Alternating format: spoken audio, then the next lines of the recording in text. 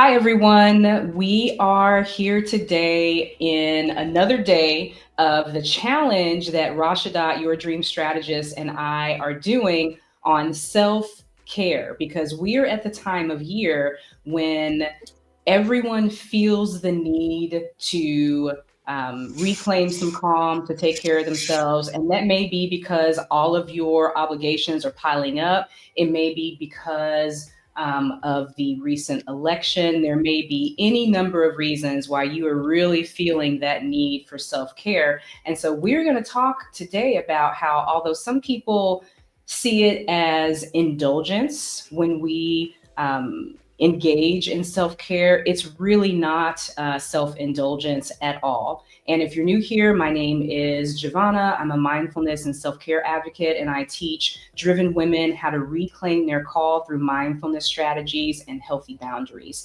And I'm going to let my guest, Dee, introduce herself. Hello. Thank you, Giovanna, for inviting me to join you and your audience on this self care exploration, power up, and affirmation. So, um, on my channel, I am the wife of Herman. But what I have learned over my 50 years is that I have to take time for me. I'm not just a mother, a daughter, a sister, a friend, but I am at best a friend and gentle with myself. And that is a practice. It is an intentional practice. And I am really excited about being able to share my journey with you all today. Thank you. I'm so glad that you're here. When I was on your channel, we had such a good conversation about life, about work, about how to balance all of these things.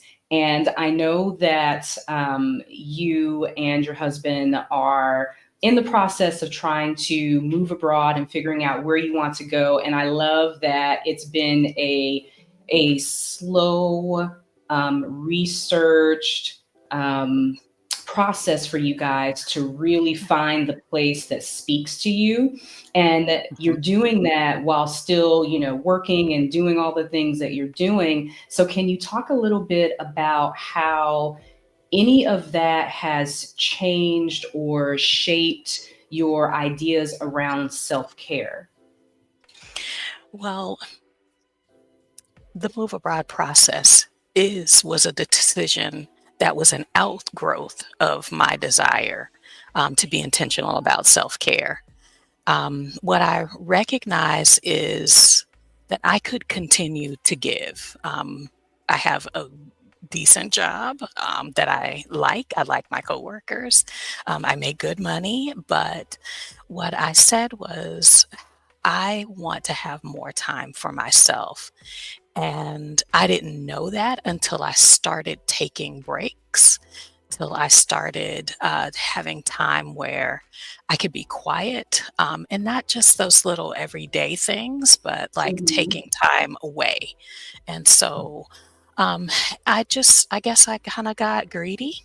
I don't mind saying I'm selfish because I had to be able to do those things, I had to center myself. And as I began to center myself, then I started saying, if I want more of this, then what does that look like? Could I do this part time? Could I move abroad full time? And so, and then the reasons, hmm, the self caring reasons, the things that I'm doing as a part of that become even more important and more motivating to the move abroad process. So Mhm. going to the doctor, eating well, Mhm. and really living a life that is more simple or minimal Mhm. really fits into that move abroad lifestyle that we're building. And so it that is actually an outgrowth of the little things that I have tried to put into my day, into you know, I used to not take a vacation at all, and I'm like, Oh, it's wow. it's been 2 months. we need to be hitting the Mhm. road. You need some quiet time, sister, by yourself. Mhm. Yes, yes. And, I can really relate to that because I remember years ago when I first started teaching, I would, have the summer, but I didn't start my career as a teacher. I started as a journalist and then went into education. And Uh-huh. in my mind, I said to myself, I don't want to get used to summers off. Why? I don't know. Mhm. But I said, I don't want to get used to that. Like my identity was in being busy and doing things all the time. So even in the summer, I was teaching summer school. I had a part time job. Like I didn't take the summers off. And then, going through a place where I began to get stressed out and burned out, I realized I needed to take care of myself and I needed to, allow myself to pause and to just be. So you saying that reminded me that I used to be who's anti vacation? I was not. So, but the other thing that you just said was that you take vacations on your own. Can you talk a little bit about that? Yeah, so solo travel, and documenting my solo married travel journey, is something that I have started realizing just from the comments. One day I was just like, I travel solo. I'm a happily married woman who intentionally wants and structures time away just for me. And the comments were just, I was surprised by them. But it took a minute to kind of get comfortable with the Mm-hmm. idea that not just that the people at home didn't need me. They did. They like me, Mm-hmm. but that that it was okay to step away. That it was okay to say, to respond to an inner calling, for silence, for self-directed time, to be able to say, like when I was single, you don't want to cook dinner tonight? You want to eat cereal? Eat your cereal, sister. You want Yes, to, yes. um, you know, um, and having that self-directed time really, I didn't, like I said, I think I took it for granted. Oh, I can grab me time in the morning or I can grab me time. And I just started realizing it wasn't enough. And I think if you are paying attention to yourself, your mind, what,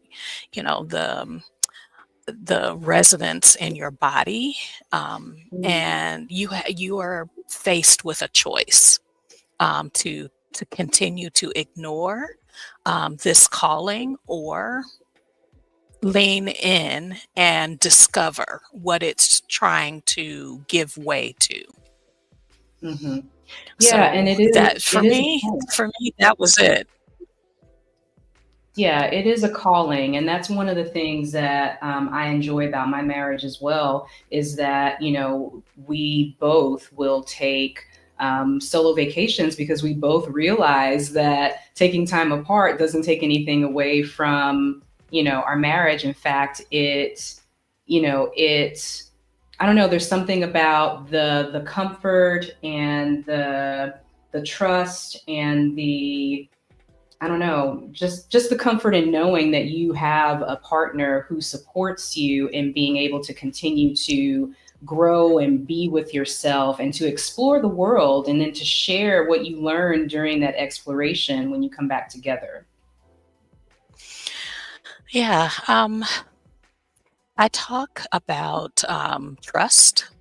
Sometimes that it's not just that your partner trusts you, but that you trust yourself, that you Mm, trust that you can make good decisions, that you can keep yourself safe.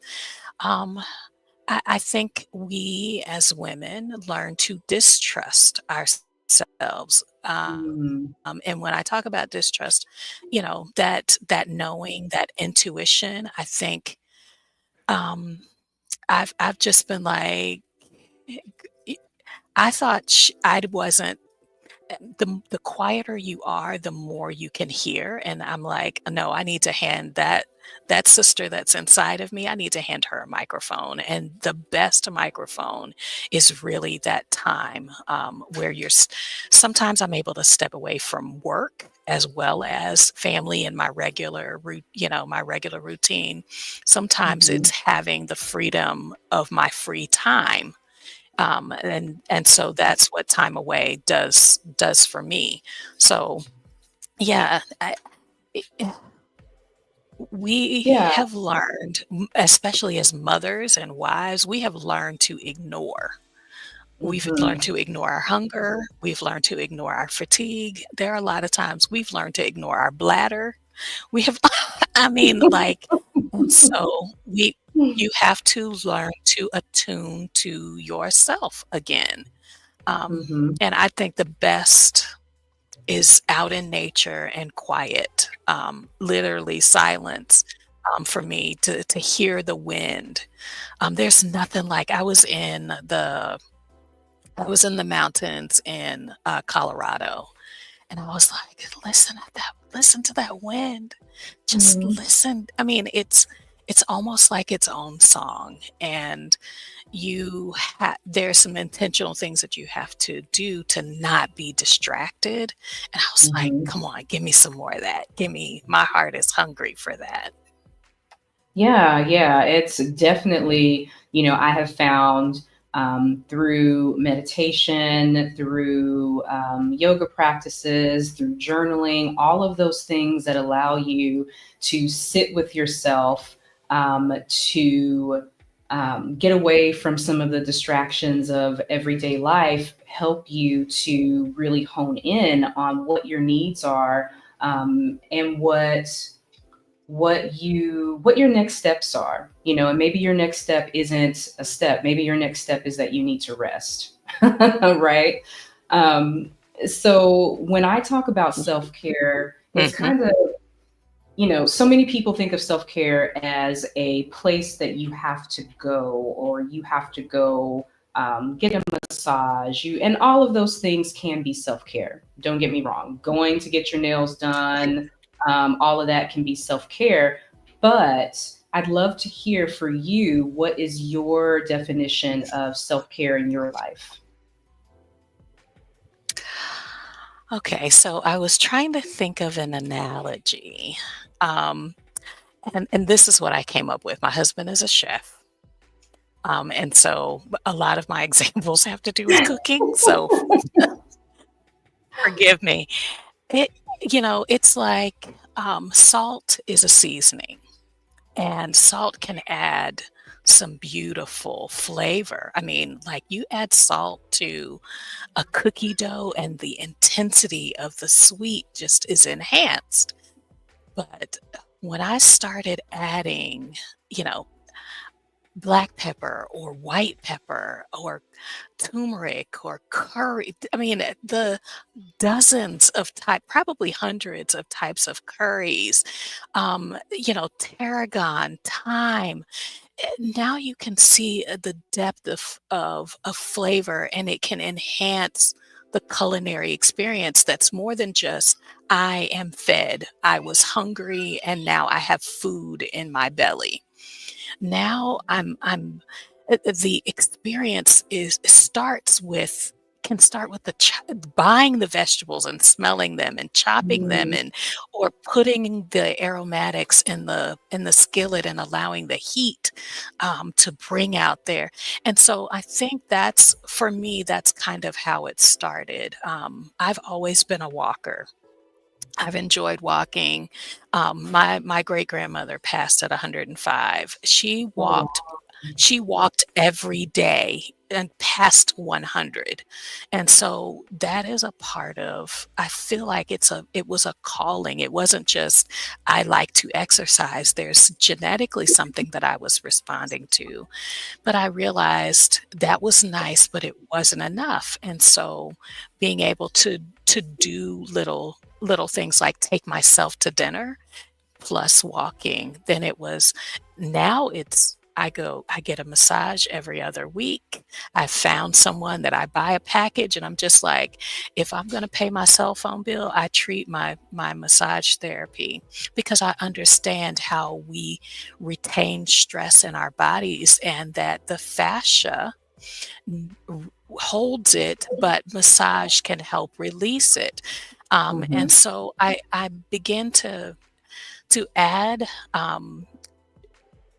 familiar things like, like I said, the quiet times, but also new things. I wasn't used to spending money for Mm. self-care.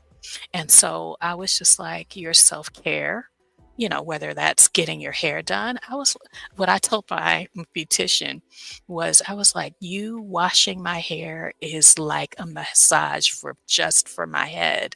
Mhm. When you feel beautiful, whatever your standard of beauty is, when you get your hair done, y- can't nobody tell you nothing. I mean, Mhm. you look good.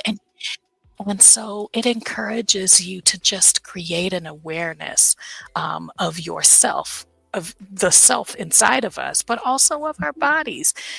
I can't tell you the number of women that I encounter that are like, I'm just going to, especially when you've got littles. Mhm. I'm lucky if I look in the mirror to make sure I don't have toothpaste running down the Right. side of my mouth. When was the last time that you really looked at yourself? If you're a woman over 50, like I am, when was the last time you took a full mirror view of yourself without shame, with love? This is the body that has brought you from childhood, that has survived trauma, that Mhm. has thrived where you have been planted. Appreciate the hands, the feet, the legs, the arms. Mhm. Those are practices that, as I've encountered other women share, that I have added them. And so the flavor of my self-care, I think, has grown and has been enhanced, has been deepened. I'm getting ready to make a vegan jackfruit pot roast Mm. for Thanksgiving, for Friendsgiving, and one of the things that someone introduced was vegan. They were like, use a vegan red wine. It adds a depth of flavor. And I was like, I've not done that before. And I think the willingness to try comes from, I trust myself.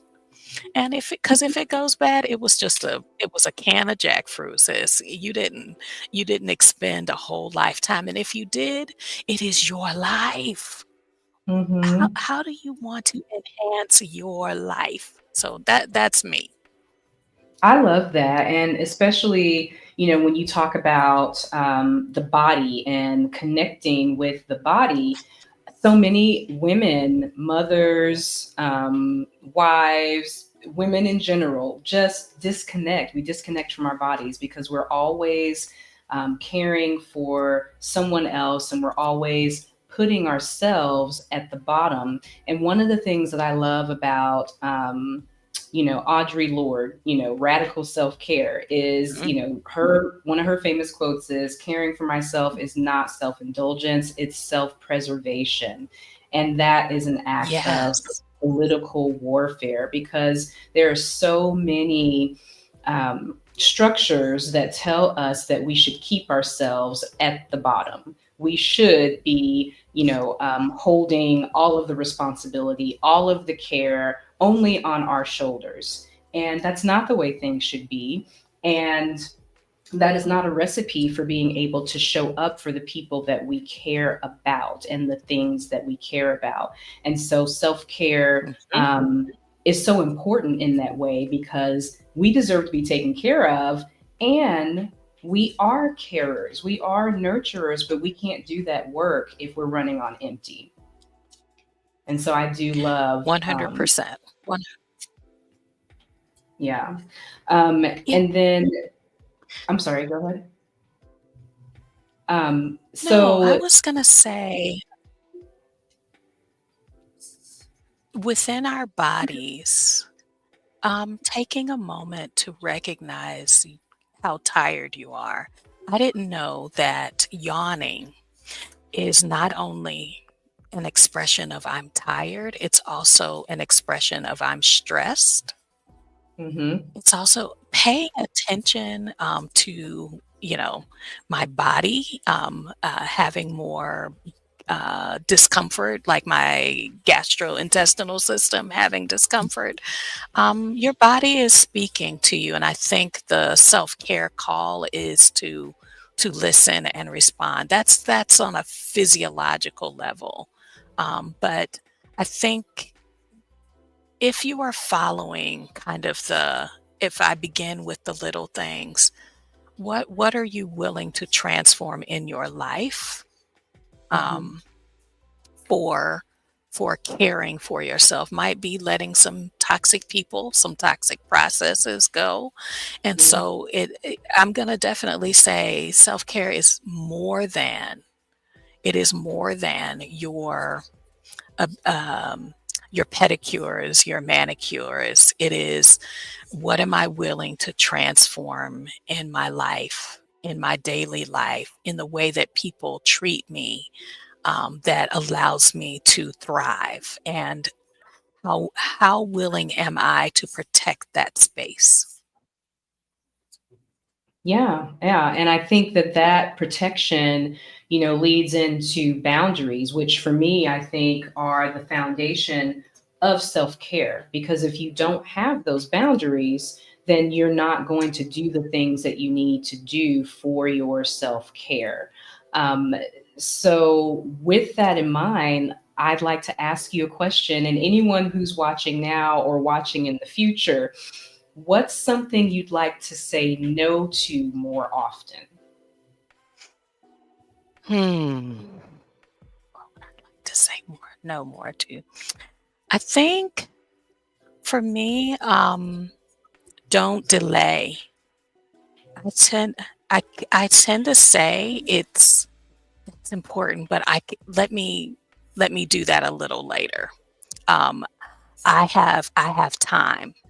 But the our move abroad process initially was going to be 65, 67. And you get in community with other people who are centering self-care, self-preservation, wholeness, and you say, Why do I feel like I don't deserve it now?" I can't do it immediately, but I can bring it closer to me. And what are the things that I need to do to be able to do that?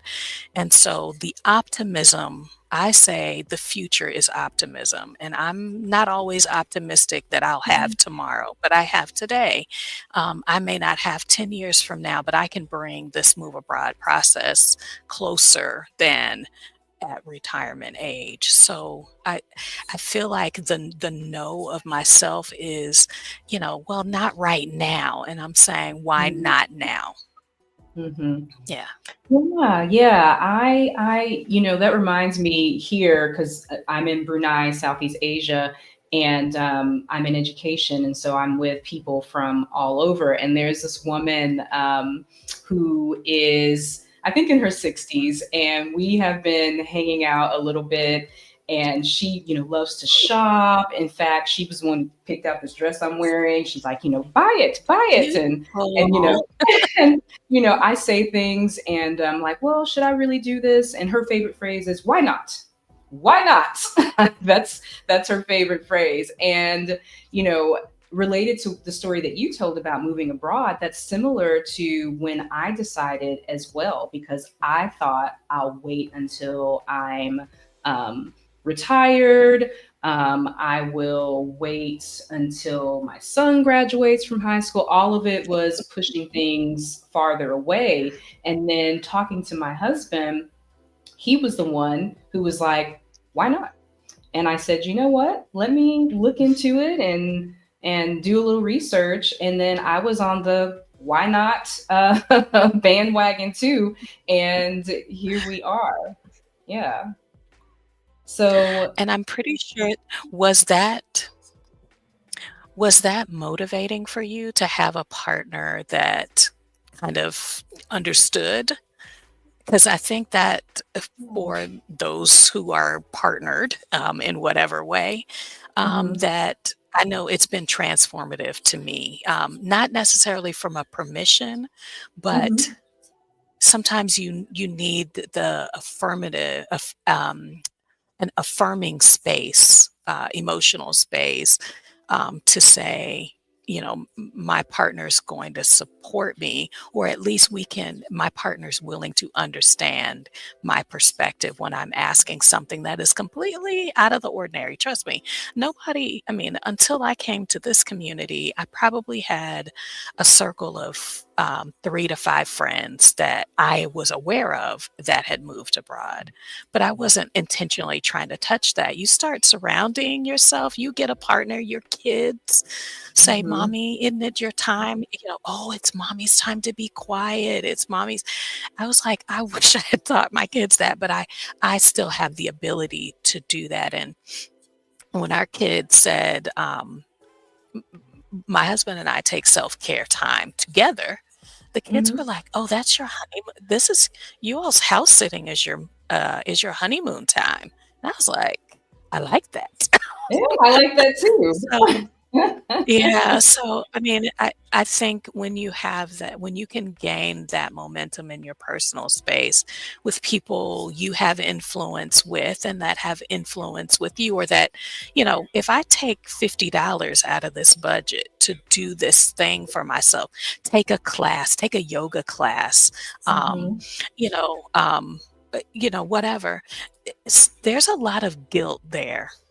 And I feel like we have to work through Hmm. why we feel guilty, especially, when you're trying to justify or explain it to your partner. So that's what I was asking, with you is, your partner's on board, Hmm. like, did that make a difference in, your motivation? Oh, certainly that made a difference because, for me, I had been looking at moving abroad for probably close to 2 decades, because Wow, yeah. I grew up military and I knew eventually I wanted to move abroad. Mhm. But I was married to someone different who was not on board, for that. And my son was young and, I was always looking at teaching abroad. And when I became an administrator, being an administrator abroad, I started teaching children and adults internationally online just to get that little taste of interacting with people across the world. So Yes. that's my way of doing it. And then, when I met my current husband, we were both on board with doing it when I retired. He works remotely and has worked remotely for ever and ever. Mhm. Um, and then, with all of the stressors and the desire to expand my life and live a different way, one day he was just kind of like, what are we really waiting for? Like, we could really, like, wherever you go, I'm going. So if you want to go, like, I'm on board and we can do Yeah. this. And so that really did free me to start looking seriously to find a place, for us to go. And so, yeah, definitely having a supportive partner does give you that extra, feeling of comfort, of support that allows you to move forward, more intentionally. Right. Right.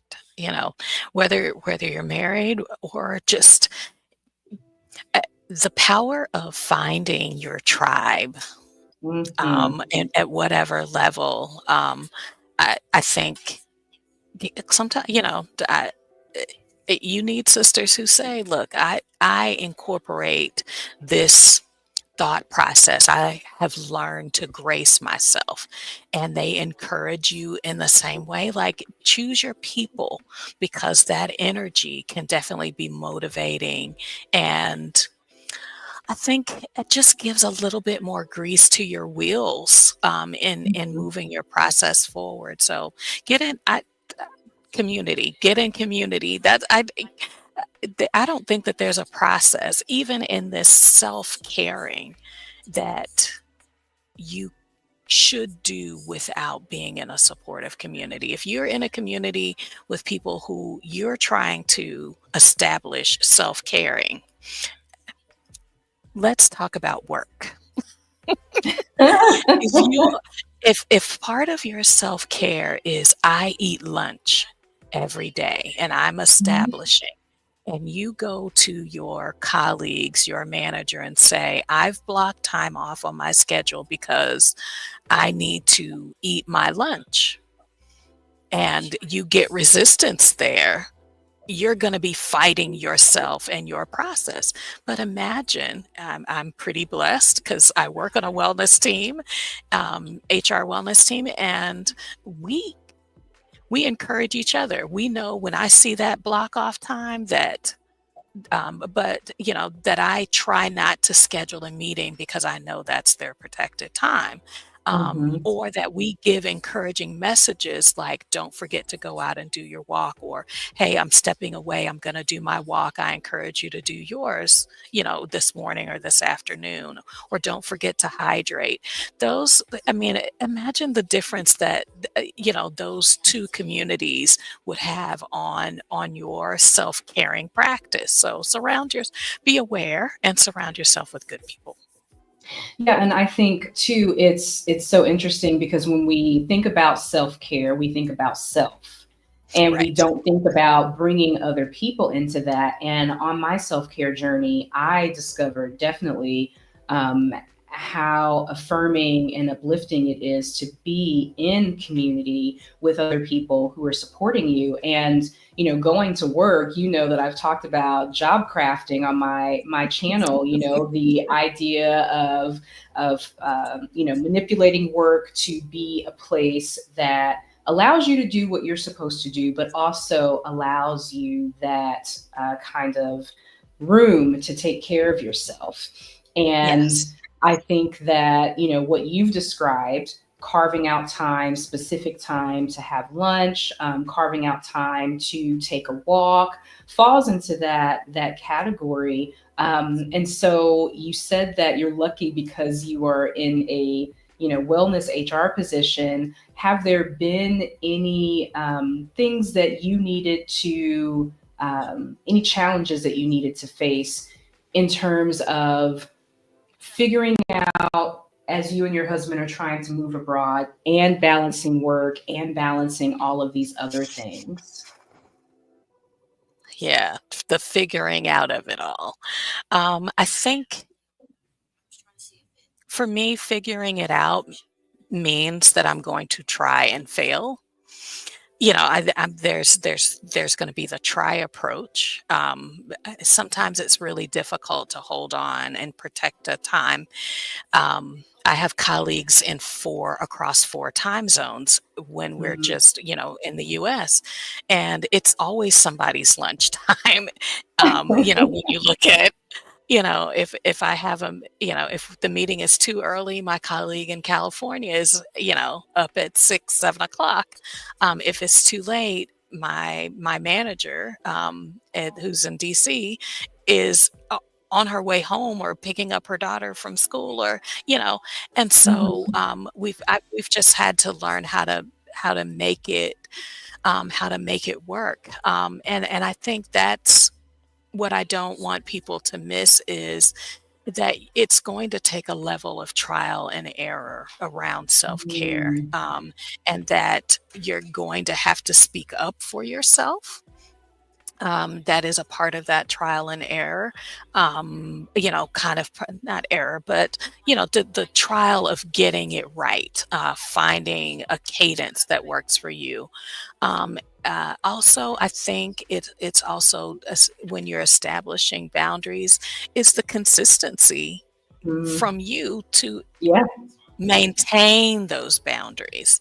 So it's people will let you, they will they will let you break your own promise, you break your own rules, especially when it benefits them. So holding that standard up, is just, I don't think that you can make a mistake in the self-caring journey, because your target is to feel better within yourself, and then to be able to show up in a way that is whole, and is the way that you want to give, to be able to give to others. But when you are all out of sorts, like when Yeah. you ignore yourself and your needs,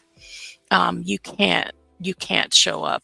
And I promise you, people can tell. Mhm. Your kids can tell when Mhm. mommy's really tired. I remember picking my kids up from school, and it was the beginning of my perimenopausal time, and I was not sleeping well at night, and I would just feel super sleepy after Mhm. picking them up from school and slapping my face Mhm. trying to stay awake on the ride Yeah. home, and I was just like, something's got to give, something's got to give. And because the young people that I had in our house, I mean, I wanted to keep them safe, but that I also was aware of the example that I wanted to give to them. So, Mhm. just fight for you. You are worth fighting for. You are worth overcoming guilt or shame or whatever comes up when you hear selfish. It is okay to be selfish. That word, we have put a lot of moral negative moral connotations to the word selfish. And I mean, I am a human being. And Mhm. so it is within my nature to preserve myself. Why are you asking me not to participate in preserving my body, my mind, my spiritual self, my consciousness, and my need to breathe, just and to be. Mhm. There are times when I don't need to just do. I'm not a doer. I'm not a machine. Mhm. Y'all, when I realized, it wasn't until Stephanie Perry said it over and over again. She was like, to expect that my brain will perform at the same level it did in my 20s and 30s and 40s, because there is a chemical transformation happening in my body, in my mind, and I have to move with grace for myself. And so, if I'm not a machine, I need to help other people adjust their expectations. Not that I'm not going to perform at a high level, but that I Mhm. have different needs, um, and that I'm going to honor my process in how I show up for you. So if I say I can do it, I'm going to do it. But if I say I can't do it, I don't. Ooh, I'm not gonna I am learning to release guilt. If I'm too tired to do something and I've said I wanna do it, I'm too tired, I'm sorry, I'm too tired. I am, Mhm. and I'm letting you know, and I expect the grace that I would give you if Mhm. those circumstances would happen, and I'm not even waiting for you. I grace myself. I Mhm. love on myself. I Yeah. I center what I need first. I'm not looking for validation, but how affirming it is to receive it, Mhm. and create that reciprocity in the world. Yeah. And you said earlier that, your boundaries around stuff, you that people will let you break your promises to yourself, and your boundaries are a promise to yourself. And Oh, when you're yes. consistently breaking them, you're building a distrust within yourself from yourself. You don't trust yourself because you're constantly, breaking those promises that are meant to take care of you. Mhm. You talked about being selfish. Can you tell me that something that you've done recently that was quote unquote selfish that made you feel really good?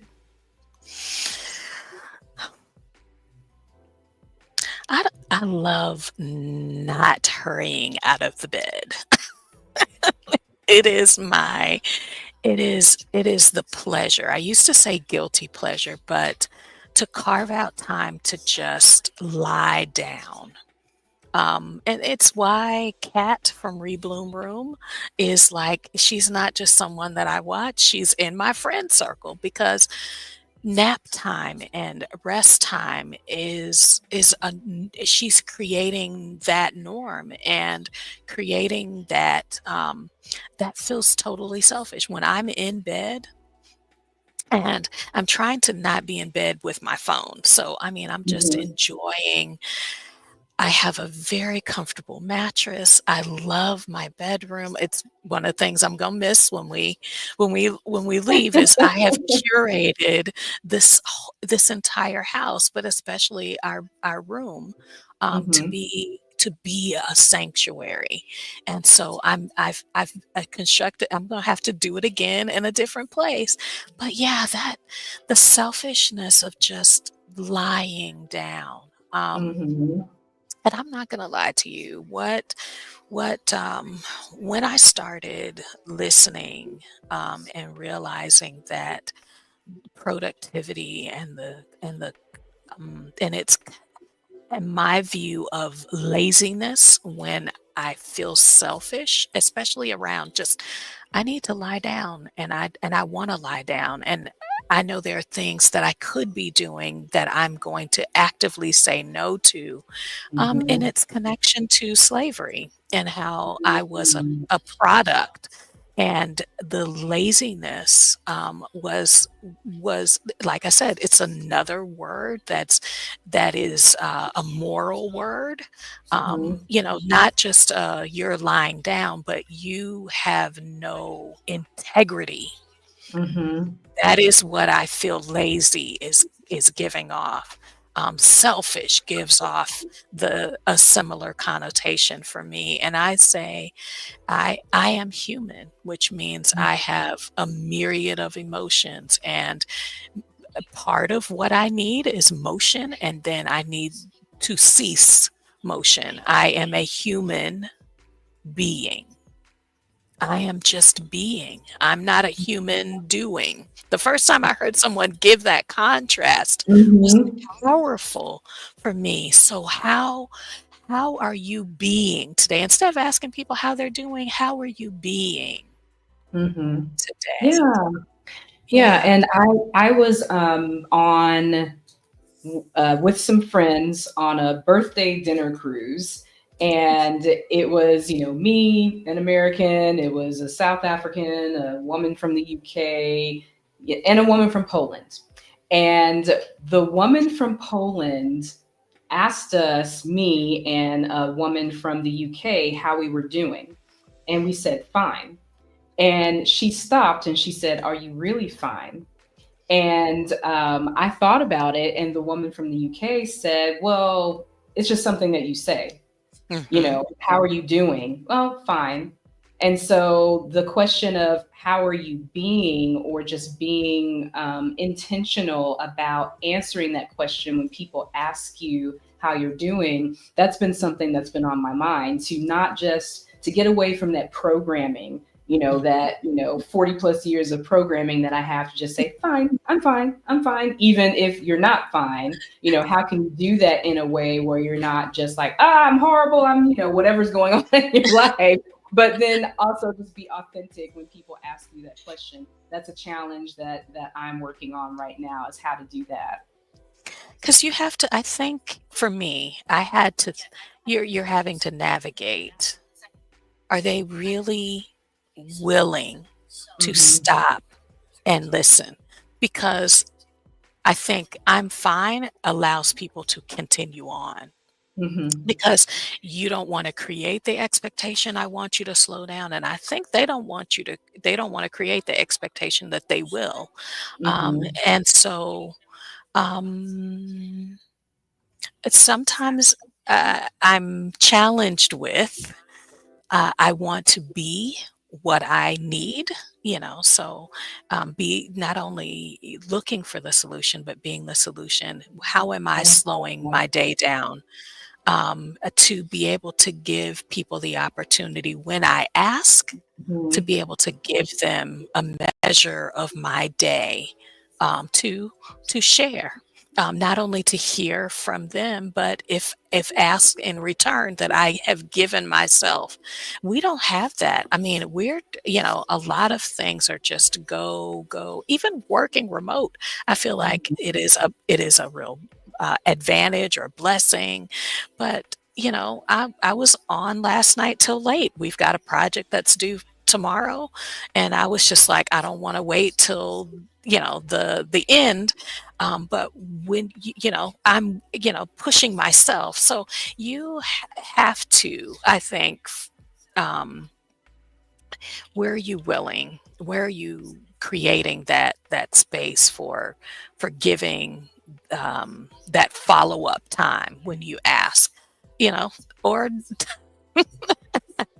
do you stay in your shell and not ask? But I promise you, the connections that you make with people by just slowing down enough Mhm. is a powerful start. Yeah, and they say, the change starts with you. So if you Absolutely. start engaging with people in that way, then the people within your circle come to expect that on most occasions you're going to be holding that space, and then hopefully, they will also reciprocate um, in that way. Yeah, Hmm. yeah, Absolutely. yeah. So I want to ask you. I have a question that I want Yeah. to ask people who are either watching or people who are going to be watching in the future.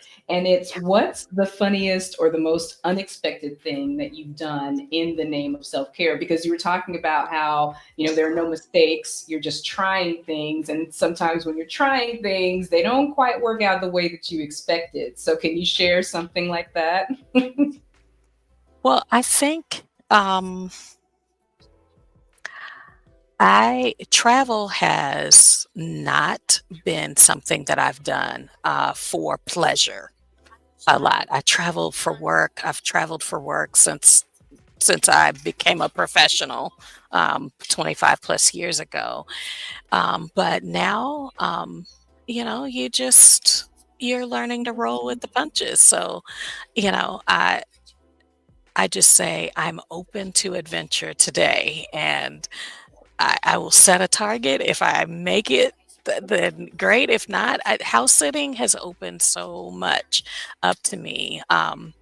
So my funny is when I house sit, and house sitting is of course just exchanging a service for free accommodations. So I want to learn how to take public transportation. I want to learn to live without a car, Hmm. but you got to trust public transportation too. And that means sometimes it's on time, sometimes it's not on time, sometimes you're at the wrong bus stop and it takes you in the complete wrong direction, and you gotta just say, "Okay," and just Mhm. see what you can do to get back in the other direction. I remember okay, so, there is a trip that I took to New York, for work, but I built in some time to walk from my hotel down to the 9/11 memorial. And so I was just like, it's just 12 city blocks, just like my city blocks. Okay. Mhm. I'm so sorry, darling. You are from the country. You are not from the city. And I left my cell phone. Oh, no. So I thought I was also going to be savvy and take the subway. I came I got off the subway and went out the wrong door. I was like, "Where am I?" I just kept walking and I kept walking. No cell phone. I kept walking. I kept walking. I was like, "Where am I?" I turned and I was at Times Square, and I was like, "Okay, when I read the map, Times Square was in the opposite direction." Oh. It's now after midnight. And so it's Oh, big lights, and I was just like, I could be upset, I could have been frustrated. Mhm. What the funny was I was just like, "I'm just gonna keep walking. It can't be." And I was like, "Girl, stop and ask for dir" I was like, I'm just gonna this is an adventure." And I was like, "Girl, it's after midnight. It's time to stop adventuring. Ask the police ask the kind police officer, where is your hotel so that you can hightail it back there?" Yes, Um, ma'am. and, yeah, but literally when I turned the corner and I was like, "This is the Good Morning America stage," and bam, there's Times Square. I was like, but I think, I was saying I want to invite adventure into Mhm. my life. I was a wife, a mother. You kind of leave some of that behind because you feel like adventure is for kids. And, Mhm. when you're an adult, you have to adult. And I was just like, but, after several hours, ask for help, ma'am. Get on the Yes, right track. yes, Get on the ask for right help. track. Yes. But it's a memory it was just for me. Mhm. It was just for me, and Mhm. I feel like you need those kind of memories where you learn about yourself. You learn, I learned to shorten the time frame between I'm lost and asking for help. And that the thrill of the adventure, is still in me. I'm that young girl that loved to do those things when she was younger is still there. What else do I need to catch up with about myself? And so these little, these trips that I take for, a few weeks to a couple of months, by myself, in places that I have researched, and I'm just like, a house that is there, I'm gonna take an opportunity to do it. That self discovery is I can't get enough of it. Like I can't. So, if there is anything that I also have learned is that to laugh, to laugh with people around me. I am an introvert. So, that's also something that I have found to be funny is, girl, you don't people, and look at you trying to people, and look at you getting better with peopling. So I think that's also been really unexpected for me because I'm coming out of the personality, the comfort of my personality. And when I go to a restaurant, my face isn't in a book, which is number one Mhm. that I would love, and it's not in my phone. I'm actually enjoying my meal, and I don't mind saying to the person next to me, "Hey, I'm new here. Do you want to recommend something, a place where, I'm only in town for a day, and those little or sharing a laugh. I took the cog rail up to Pikes Peak and the corny jokes that the conductor was making. And, I was sitting in a little quad. I could have gotten a private seat, but I chose to sit with other people. It did make the trip more enjoyable, but that was really this. I'm trying to also leave space for the unexpectedness, Mhm. because I've been shown kindness. I've made connections with people. I am the person that gets on the plane and puts the headphones on. Yeah, same. Okay, okay, okay. I'm not gonna lie to you. Okay, but I've also been the person where, finding something in common with someone, Mhm. has also been, an unexpected part of the adventure. Give yourself that unpredictableness, that can add, hmm, give give give yourself room. Give Mhm. give yourself room, to grow that discovery space. Yeah, yeah. And I, with the same question, when I was in the States, I was always on Groupon. And you know how Groupon always has those little weird experiences or adventures. I would book those for myself and just go enjoy. I did a beekeeping class. I don't know anything Wow. about, yeah, I did a beekeeping class, met some great people. I did a power parachute over, which is basically like a lawnmower with a parachute up in the sky. Oh my Over gosh. the so whatever, if something popped up on Groupon, it was like that is really questionable. I was there. I was there for the experience and for the adventure. And so, being abroad, I kind of have to cultivate those experiences for myself because there's no Groupon. But definitely taking that time creates those memories and opens you up to meeting Mhm. different people and just opening yourself up to adventure. um, Absolutely. so as we near the end of our conversation, I want to make sure that I put up, and I'll put this in the description. Dee is a trusted house sitter, and so using her link will give you a 25% off discount. And Dee, do you want to add anything to that? Yeah,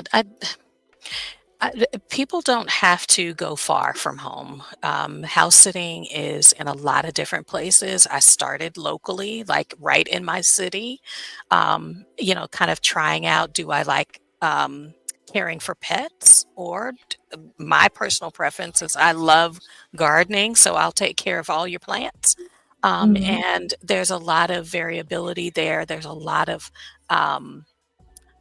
opportunity to not just do this exchange, but you're getting to know new people. And I've house sat for several families several times, and so it's just another way to kind of broaden, my connections with others. Um, and house sitting makes it affordable. I think one of the battles that I've mentioned is finance. And so house sitting has made travel more affordable for me, Mm-hmm. which reduced my personal misgivings about taking time away for me. Yeah, yeah. And so, for the next couple of days, Rashadat and I have been doing the self care reset challenge. I believe you were on her channel recently. Yeah. Um, and so we are talking about boundaries, we're talking about self care. I have had a conversation with someone about boundaries in relationships and boundaries around sleep. And so make sure that you're following me on this channel, that you're following Rashadat at Your Dream Strategist to catch all of those videos. Leave us some comments and let us know how you are taking better care of yourself. And so, Dee, before we go, is there anything that you would like to leave people with, a thought or something for them to consider? Start your selfish journey right now. That's all I Yeah. have to say is start right now. Okay. All right. I Absolutely. second that. Start right now. Don't put off for tomorrow what you can do today.